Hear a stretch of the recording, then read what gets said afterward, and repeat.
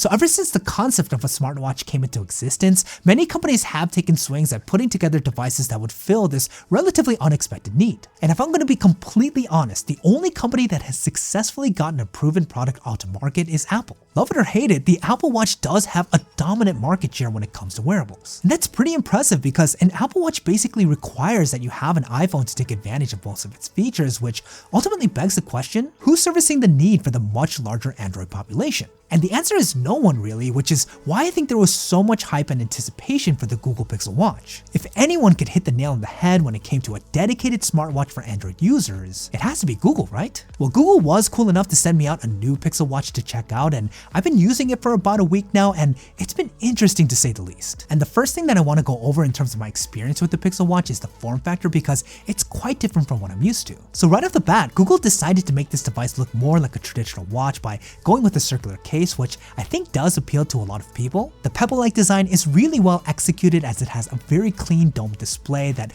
blends in seamlessly to the back of the stainless steel case, and it makes for a very sleek minimal aesthetic. This is only amplified with the way that the Pixel Watch's strap connects to the watch itself, as it doesn't have any lugs, so you get this direct-to-case connection, which again makes the Pixel Watch look ultra clean. I will say 1 week later, I've gotten kind of used to this lock and unlock mechanism to switch out the straps. I do wish it was a bit more straightforward, but I wouldn't classify it as overly complicated, and I do appreciate that you can switch them out for a variety of different looks. Continuing on with the build, because of the use of premium build materials, the Pixel Watch does look and feel like a higher end wearable that can serve multiple use cases, so from a looks perspective, it's more versatile than other competitors who focus on one major component like activity tracking. The crown on the side is the main tool used to control and navigate the Pixel Watch's operating system, and again, I'm happy to say that it's really well put together. It's large enough to where it's intuitively functional, but not an eyesore, and it's paired well with Google's strong implementation of haptics. There's also a small button on the side above the crown that is a bit too recessed in my opinion and doesn't have the most travel for easy use, but you don't really use this button too much, so it hasn't been the biggest deal 1 week later. So all in all, I think Google put together a beautiful premium smartwatch that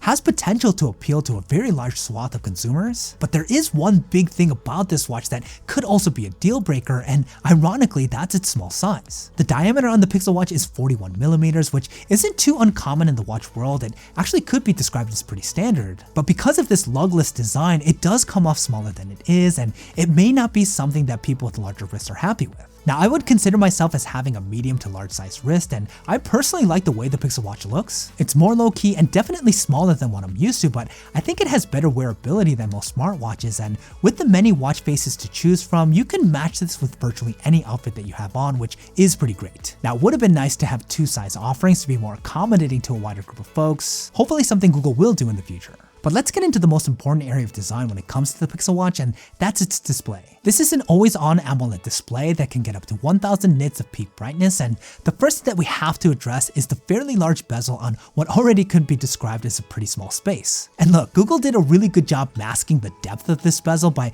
making almost all of their watch faces have a black background, and I will say 1 week later, it's been really effective. I've had no real major beefs with the bezel myself, but it's undeniable that once you pair up the relatively small case dimensions with the larger bezel, it does make the Pixel Watch feel even smaller. Now, Google did do a good job mitigating a lot of the potential ramifications of having this small of a screen by implementing a pretty elegant user interface, so nothing really feels overtly off due to the size. But the Pixel Watch may not be ideal if you're, say, an endurance athlete who needs to be able to get a ton of health data at a glance. There's only so much that you can do on a display this small. Now, if you're not needing a ton of information to be displayed on your watch face and you prefer a more low-key simplistic look, the Pixel Watch is going to be a great choice for you. But I think it's fair to say that the marriage between what the Pixel Watch can do from a functionality perspective and how it's displayed is something that Google could work on. And that brings me to the real meat and potatoes of how my experience has been with the Pixel Watch 1 week later. Let's talk about how it performs. So as a simple smartwatch that tells you the time and other basic things like the weather, your heartbeat, while giving you notifications from your phone, the Pixel Watch works just fine. It's a solid extension of your Android smartphone, and if that's really all you're looking for, you're gonna enjoy it. But many people who are looking for a smartwatch want more than just the time and notifications. subscriptions, and the Pixel Watch does provide users with a lot more features and capabilities. As Google acquired Fitbit, you do get the full suite of Fitbit's activity tracking abilities, which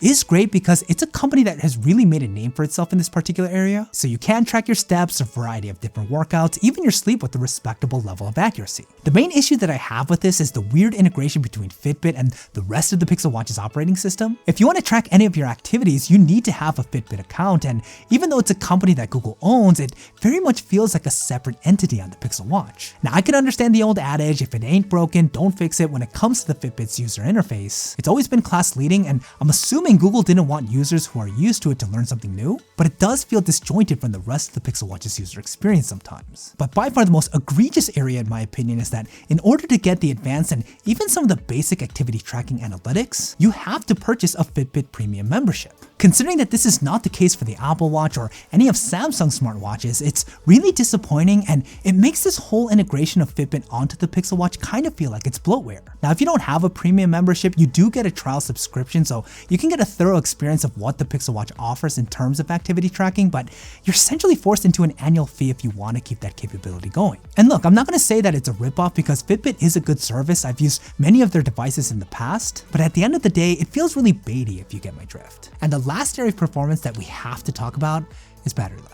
The simplest way to put it is that the battery life in the Pixel Watch is not the best, as it struggles to get you through a full day of use, even on days where you're not that active. The small footprint doesn't allow for the biggest battery, and when you pair in the always-on display and a heart rate sensor that is literally getting your live heart rate all day, it's going to struggle with battery life. This is especially true if you work out regularly and want to use it for sleep tracking. It's virtually impossible to get through a full day of use, a workout, and a full night's sleep. You're gonna need to re-up sometime before one of these activities in order to not have it dine you in the middle of the night. Now, if you're really only using it as a watch and for notifications, the Pixel Watch will get you through the day where you'll be able to recharge it before you sleep, but it may not be the best choice if you're super active and you're looking for a dedicated activity tracker for both exercise and sleep. The possibility of it failing on you is relatively high. And that brings me to the most important question around the Pixel Watch. 1 week later, is it worth it? Well, let's start with the low-hanging fruit. If you're looking for a dedicated activity tracker and you don't have a Fitbit membership, the answer is probably no. Paying an annual subscription for features other smartwatches offer for free is hard enough not to factor in, but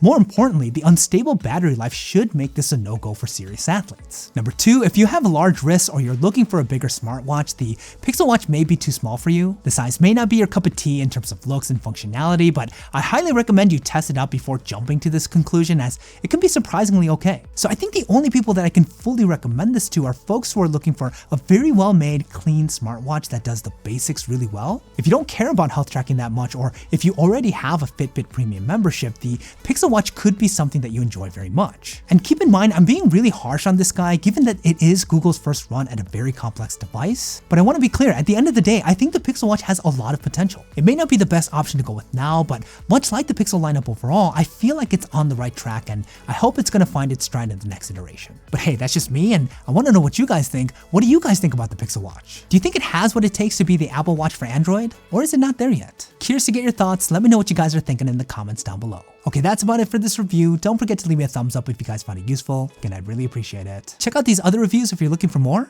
and I'll see you guys in the next one.